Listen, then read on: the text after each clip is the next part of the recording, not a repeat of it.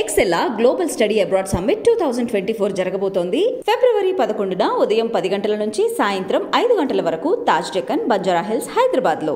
నమస్తే, welcome to I dreams. నేను మీ Madhuri. Love marriage కి వ్యాలంటైన్ వీక్ ఒక పునాది అని అనుకుంటూ ఉంటారు. ఈ టైంలోనే చాలా మంది మ్యారేజ్ కూడా ప్రపోజ్ చేస్తూ ఉంటారు. మరి ఈ లవ్ మ్యారేజ్ చేసుకునే ముందు పిల్లలు అసలు ఆ జంట దేని మీద అవగాహన కలిగి ఉండాలి, ఏ అంశాల మీద వాళ్ళు పట్టు కలిగి ఉండాలి, ఏ అంశాలు వాళ్ళ ఫ్యూచర్ మీద ఒక కమాండ్ ని తీసుకొస్తాయి, ఇవన్నీ డీటెయిల్ గా మనతో డిస్కస్ చేయడానికి మనతో పాటు ఉన్నారు సైకాలజిస్ట్ విజయ్ భాస్కర్ గారు. ఆయన అడిగి తెలుసుకుందాం. నమస్తే విజయ్ గారు. నమస్తే అండి. విజయ్ గారు, పిల్లలు ఇప్పుడు పిల్లలు అనే కన్నా ఒక జంట లవ్ మ్యారేజ్ చేసుకోవాలి అనుకుంటున్నప్పుడు వాళ్ళు ఖచ్చితంగా తెలుసుకోవాల్సిన అంశాలు ఏంటంటారు? వాళ్ళ మధ్యలోని ఒక బాండ్ క్రియేట్ అవ్వాలి అంటే, ఒక బాండ్ ట్రస్ట్ అనేది లైఫ్ లాంగ్ జర్నీ. అంటే మ్యారేజ్ అనేది ఒక రోజు 2 రోజులు కాదు. లవ్ అయినా బ్రేకప్ అయిపోవచ్చు, కానీ మ్యారేజ్ అనేది బ్రేకప్ అయితే మళ్ళీ సొసైటీలో ఒక ఏహ్య భావం ఉంటుంది. సో ఈ లవ్ మ్యారేజ్ అనే దానికి పిల్లలు ముఖ్యంగా దేనిపైన ఎక్కువగా డెసిషన్స్ తీసుకోవాలి, ఏ అంశాలు వాళ్ళు ముఖ్యంగా నిర్ణయాలు తీసుకోవాలి? మీరు అన్న పాయింట్ కరెక్టే అండి. అంటే చాలా మంది ఫిబ్రవరి 14th కి వాళ్ళ యొక్క లవ్ ని ఎక్స్ప్రెస్ చేయడం కానీ, ఆల్రెడీ లవ్ లో ఉన్న వాళ్ళు వాళ్ళ పేరెంట్స్ కన్వే చేయడం కానీ, లేకపోతే వాళ్ళు మ్యారేజ్ చేసుకోవడం రకరకాల ప్రయత్నాలు చేస్తుంటారు. అంటే లవ్ మ్యారేజ్ తప్ప ఒక్క అనేది పక్కన పెడితే, ఇద్దరు లవ్ లో ఉన్న వాళ్ళు ఆ లవ్ ని లైఫ్ గా కన్వర్ట్ చేయాలంటే, మ్యారిటల్ లైఫ్ ని ఆ లైఫ్ గా కన్వర్ట్ చేయాలంటే దే నీడ్ సమ్ కంపాటబిలిటీస్ అనమాట. అంటే మనం జనరల్ గా ఏంటంటే, మన ఇండియన్ కల్చర్ లో పెళ్లి చేయాలంటే, ఎస్పెషల్లీ హిందూ కల్చర్ లో ఎలా ఉంటుందంటే, గణాలు చూస్తారు, గ్రహాలు చూస్తారు. అంటే యాజ్ ఎ సైకాలజిస్ట్ గా అది పక్కన పెడితే, గణాలు గ్రహాల కన్నా ముందు కలవాల్సింది వాళ్ళ యొక్క understanding is more important. Psychological compatibility అంటాం. ఇప్పుడు మన గ్రహాలు గణాలు చూస్తున్నారు. ఈ రోజుల్లో చూస్తుంటే ఎంతమంది లవ్ మ్యారేజ్ చేసుకుని 1 month కో 1 year కో విడిపోయిన లేరండి. ఆ పక్కన పెడితే అరేంజ్డ్ మ్యారేజ్ మనం చూస్తున్నాం. గ్రహాలు గణాలు చూసిన వాళ్ళు కూడా విడిపోయే వాళ్ళు ఉన్నారు. అదే చెప్తాను, నెక్స్ట్ పాయింట్ అది కూడా. అది పక్కన పెడితే కంపాటబిలిటీ ఉన్న వాళ్ళు, గణాలు గ్రహాలు అంటే 30కి మా వాళ్ళకి 27 వచ్చినాయి అండి, 28 వచ్చినాయి అని చెప్పేసి పెళ్ళైన 3rd day కో లేదా ఇంటికి వచ్చే 1 month కో బ్యాక్ వచ్చాడు. I have seen many cases. So ఇక్కడ కలవాల్సింది గణాల గ్రహాల కన్నా కంపాటబిలిటీ. అంటే మీరు లవ్ నుంచి మ్యారిటల్ లైఫ్ స్టేజ్ కి తీసుకెళ్లాలంటే కనుక సైకలాజికల్ కంపాటబిలిటీ. జనరల్ గా మనం ఏం చేస్తాం అంటే, జనరల్ కొంతమంది ప్రీ మ్యారిటల్ కౌన్సిలింగ్ వచ్చినప్పుడు will go through the compatibility. అంటే వాళ్ళ యొక్క బిలీఫ్స్ కానీ, వాళ్ళ లైఫ్ స్టైల్స్ గురించి కానీ, వాళ్ళ యొక్క థింకింగ్ కానీ, వాళ్ళ యొక్క రెస్పాన్సిబిలిటీ అని కొన్ని సైకలాజికల్ కంపాటబిలిటీ మన దగ్గర కొన్ని టూల్స్ ఉంటాయి, మన సైకలాజికల్ టూల్స్ అనేది. వాళ్ళ యొక్క కంపాటబిలిటీ ఎలా ఉంది అంటే, నేను అదే అసెస్మెంట్ అనేది వైఫ్ అయితే వైఫ్ కి, హస్బెండ్ కి వస్తుంటారు కదా. పోస్ట్ కంపాటబిలిటీలో కూడా డిఫరెన్స్ వస్తుంది, పెళ్లి చేసుకుంటారు, మిస్ మ్యాచ్, చిన్న వాటికి గొడవ అవడం కానీ, లేకపోతే ఇంకొక విషయంలో కానీ. సో ఎక్కడ మిస్ మ్యాచ్ అవుతుందో తెలుసుకోవడం కోసం కంపాటబిలిటీ అనేది చాలా చాలా టూల్స్ ఉన్నాయి అనుకోండి. ఆ కంపాటబిలిటీ అనేది చాలా important first of all. Next ఏంటి, కమ్యూనికేషన్. చెప్పండి. నెక్స్ట్ ఏంటంటే, అందులో ముఖ్యంగా కమ్యూనికేషన్. చాలా మంది ఏంటంటే, మనం చెప్పాలనుకున్న ఎమోషన్స్ కానీ, ఎక్స్ప్రెషన్స్ కానీ, కన్సర్న్స్ కానీ, నీడ్స్ కానీ ప్రాపర్ గా కమ్యూనికేట్ చేసుకోగలగాలి.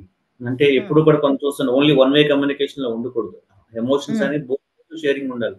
చాలా మంది చూస్తారు very dominative, too much dominate, ఇద్దరు పర్సన్స్ టూ మచ్ డామినేషన్ అనుకోండి, అది ఎలా ఉంటుందంటే వాళ్ళు ఇద్దరు ఎప్పటికీ ఎండ్ అవుతుంది అనమాట. రిలేషన్షిప్ లో ఇప్పుడు కూడా టూ మచ్ డామినేషన్, ఇద్దరు అంటే XY ఇద్దరు male female too much domination అయితే అంటే ఇట్స్ నెవర్ ఎండ్ ఫైట్ లో ఉంటుంది. One person should be compromising mentality or understanding mentality. I don't say that we should compromise for everything. Understanding is also important. First అందుకే చెప్పాను, understanding is more important. So ఆ communication అనేది both sides అని ఉండాలి. అంటే ఒకళ్ళు చెప్పినప్పుడు రెండో వాళ్ళు వినేలాగా ఉండాలి, రెండో వాళ్ళు చెప్పినప్పుడు అదర్ పర్సన్ వినేలాగా. ఆ కమ్యూనికేషన్ అనేది వెళ్తుంది అనుకోండి. ఈ రోజుల్లో అంటే, ఈరోజు ఏమైపోతుందంటే మాట్లాడుకోవడానికి టైం ఉండటం లేదు, ఎవ్రీవన్ బిజీ.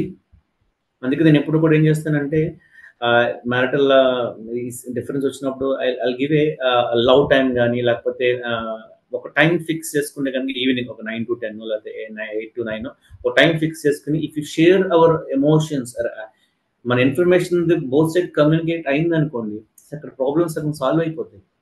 మనం ఏం చేస్తాం, వైఫ్ వస్తుంది, హస్బెండ్ కోసం వెయిట్ చేసి లేకపోతే తిన కోసం వెయిట్ చేసి ఏమవుతుందంటే అది ఒక సైడ్ కమ్యూనికేషన్ అవుతుంది కానీ స్టోరేజ్ పెరిగిపోతుంది అనమాట. సో కమ్యూనికేషన్ చాలా ఇంపార్టెంట్. అలాగే చూసుకుంటే కనుక ఫ్యామిలీ డైనమిక్స్ అంటే మనం పెళ్లి చేసుకోవాలంటే ఇద్దరు పర్సన్స్ ఉంటే సరిపోతుంది.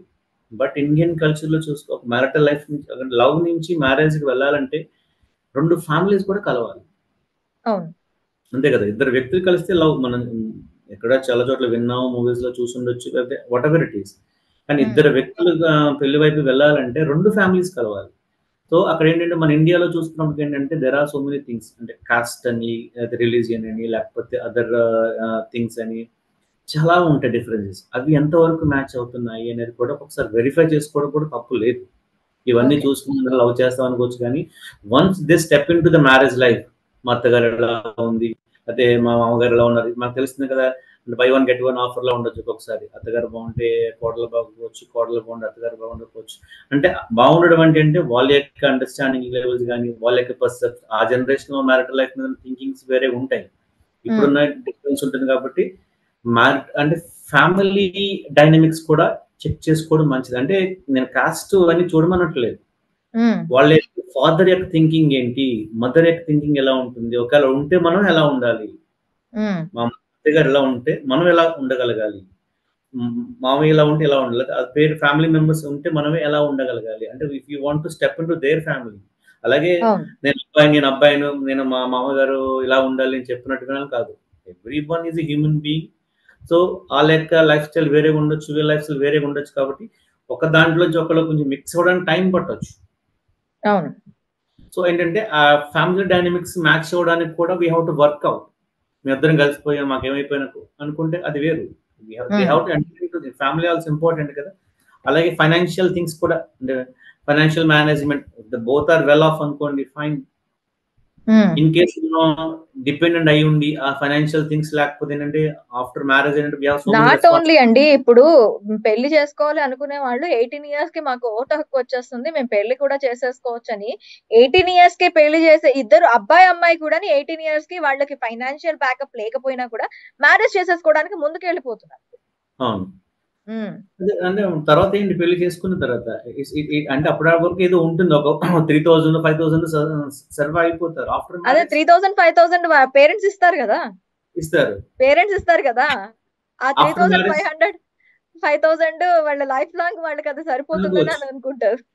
మాకు డబ్బులతో సంబంధం లేదు. ఇవన్నీ ఎలా ఉంటాయంటే ప్రాక్టికల్ లైఫ్ లోకి ఎంటర్ అయిన తర్వాత అప్పుడు మనకు అనిపిస్తుంది real meaning of the life అనమాట. అంటే ఏదైనా ఒక షాప్కి వెళ్ళినప్పుడు కానీ, కొనాల్సి వచ్చినప్పుడు కానీ, ఏదైనా చిన్న వస్తువు కొనాల్సి వచ్చినప్పుడు కానీ, ఫైనాన్షియల్ థింగ్స్ చాలా ఇంపార్టెంట్ రోల్ ప్లే చేస్తుంటాయి.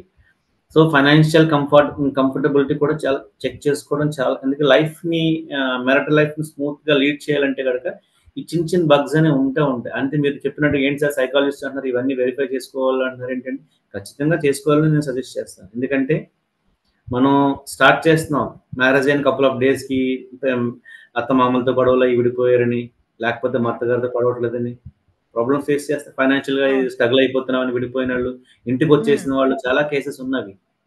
సో ఇలాగ చాలా మేమైతే సింపుల్ గా ఏంటంటే we go through the compatibility. Even love marriage అయినా సరే, అంటే దే కెన్ అండర్స్టాండ్. ఒక ట్రావెల్ చేస్తున్నప్పుడు ఒక 1 year పాటు 6 months 2 years ట్రావెల్ చేస్తే with some certain boundaries. Marital life లో లవ్ మ్యారేజ్ ఎంటర్ అయిన తర్వాత కొంతమంది అన్ని బౌండరీస్ మిస్ అయిపోతుంటారు. బౌండరీస్ సర్టెన్ బౌండరీస్ తో ఉంటూ they have to understand each other at the same time their other things. నేను చెప్పాను కదా, ఫ్యామిలీ కానీ, ఫ్యామిలీ కట్టుబాట్లు కానీ, సంప్రదాయాలు కానీ, because we are bounded with all those things. ఈ స్టేజ్ నుంచి నెక్స్ట్ స్టేజ్కి వెళ్ళాలంటే ఇవన్నీ చాలా important. Okay sir, thank you very much. చాలా ఉంటాయి అనుకోండి. Okay sir, thank you very much. Thank you అండి.